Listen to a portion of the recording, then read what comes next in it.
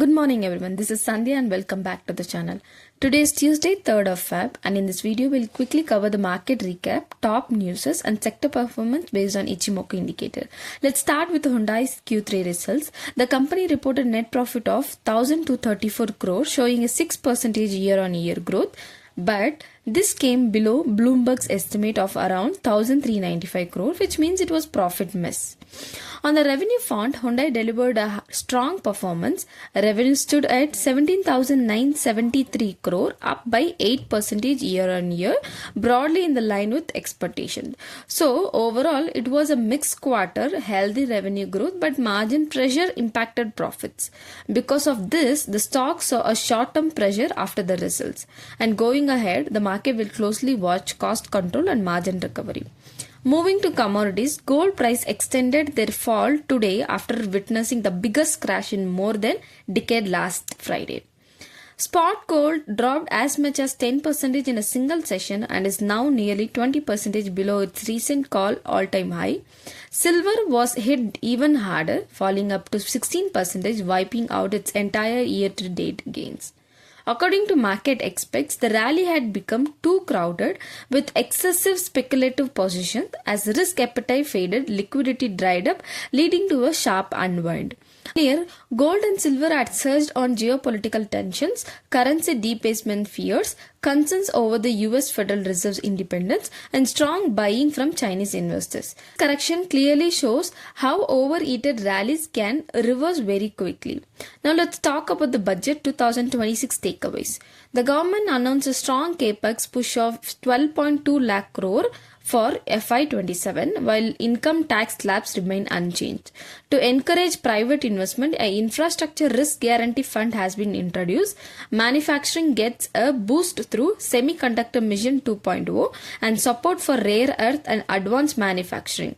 Infrastructure plans include 7 high-speed rail corridors and 20 new national waterways. So while long-term investors remain largely unaffected, derivative traders may face higher costs. Overall, budget 2026 is capex driven, throws oriented and positive for the long term. Coming to the markets, Nifty staged a strong intraday comeback today after slipping to an early low of 24,679. The index saw a steady buying throughout the session and closed near 25,100 mark, ending with a solid 1.06% gain. This move highlights buying interest at lower levels. For now, 24,900 will act as the immediate support for Nifty. On the upside, 25,200 and 25,500 zone remains a key resistance area. A sustained above 25,200 would extend the pullback rally towards 25,500 in the short term. Overall, momentum has improved, but follow through the buying is crucial. Bank Nifty also showed a positive movement with a strong intraday recovery after early weakness in the index closed near 58,500 level, reflecting improving sentiments in the banking stocks.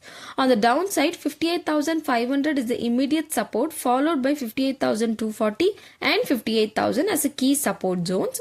On the upside, 58,950 and 59,100 act as a near-term resistance levels. A decisive breakout about 59,100 would open the door for the move towards 60,000 mark. Overall, momentum is positive, but sustained breakout is key.